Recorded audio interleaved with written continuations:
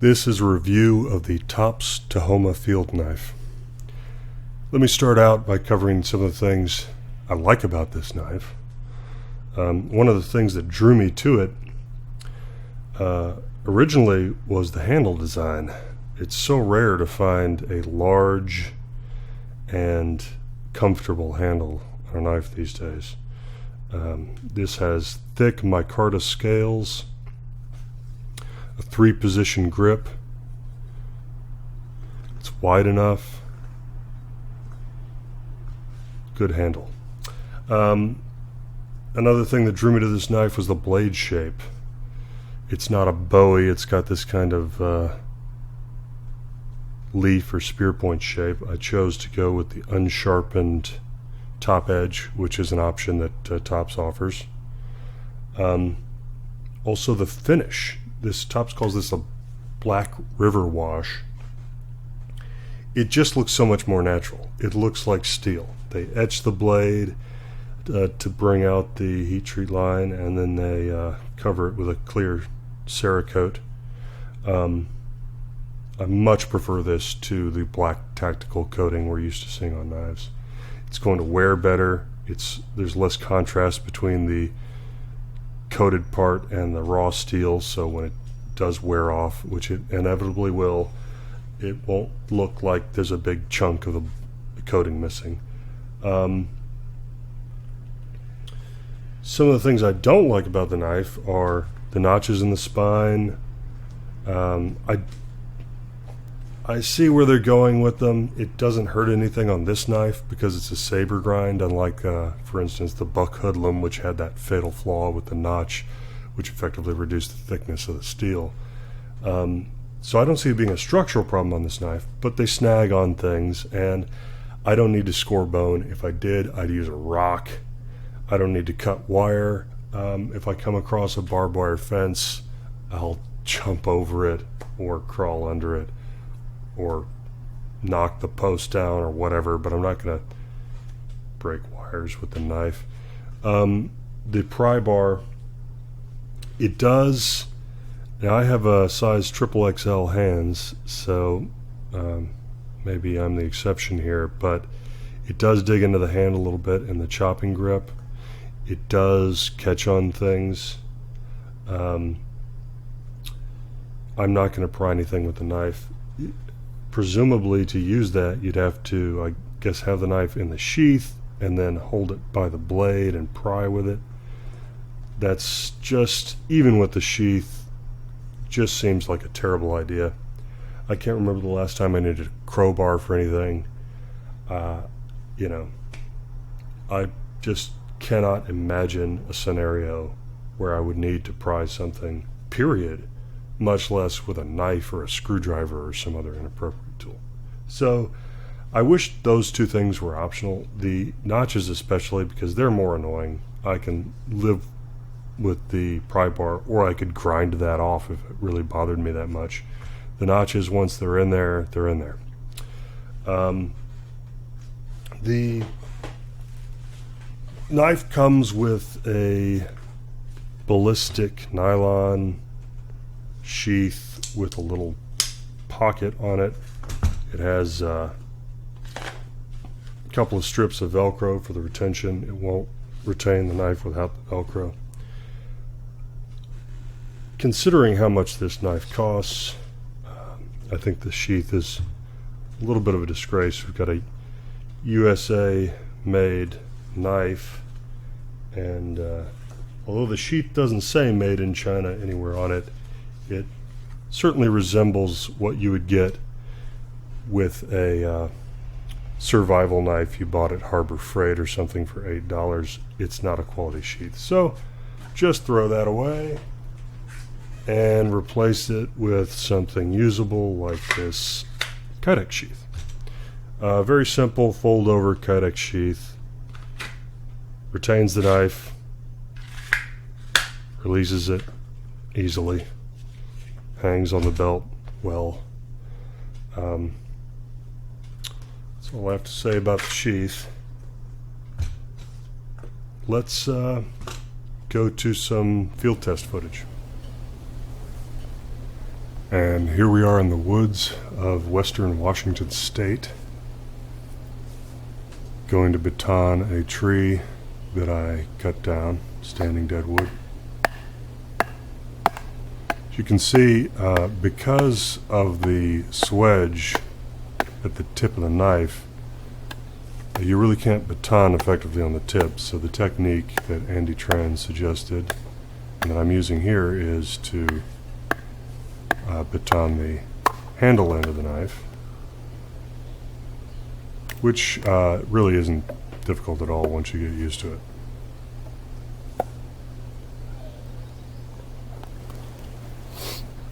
Alright, let's split some finer stuff now.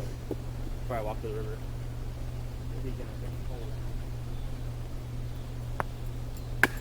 Dog's trying to steal my baton.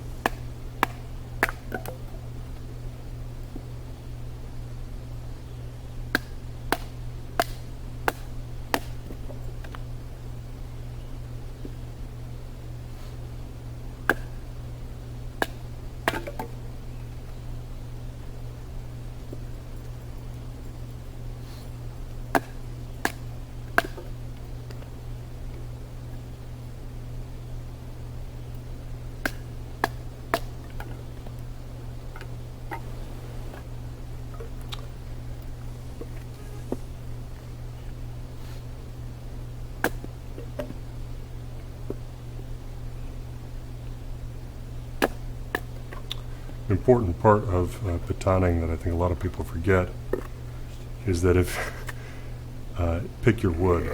If it's too difficult, if you run into a knot, whatever, just get a different piece of wood. This one, it's all twisted grain. I can't split that any further. So I'll grab another one. Although I didn't film it, I did baton some really long sections from that tree, about 3 foot long. Again, no problem at all. And I was wailing on it pretty hard.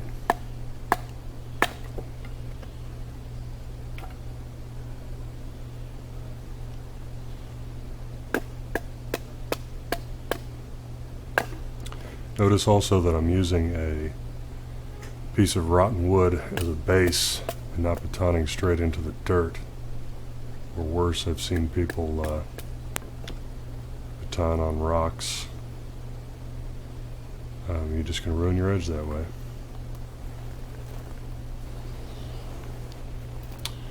Now let's try and do some feather sticking. I didn't have high expectations for this knife for this task because it's large, and I usually use more like a 4-inch knife for making feather sticks. But the weight and the grind seem to do a very good job.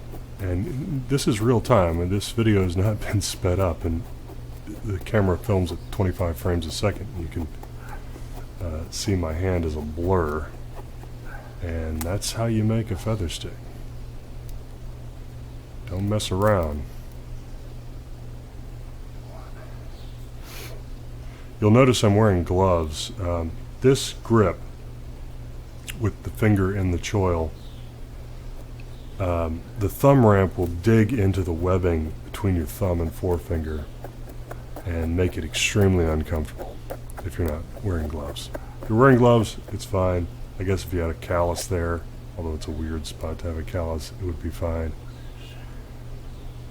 And you know, for that reason, maybe the thumb ramp or the severity of the jimping on it wasn't the right way to go with the design. But I suppose it was engineered assuming you'd wear gloves.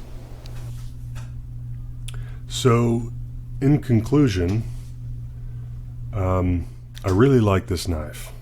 It's a high quality knife. It's 1095 carbon steel with a differential heat treat. It's got a lovely finish, a comfortable handle, with the exception of the forward grip and the thumb ramp.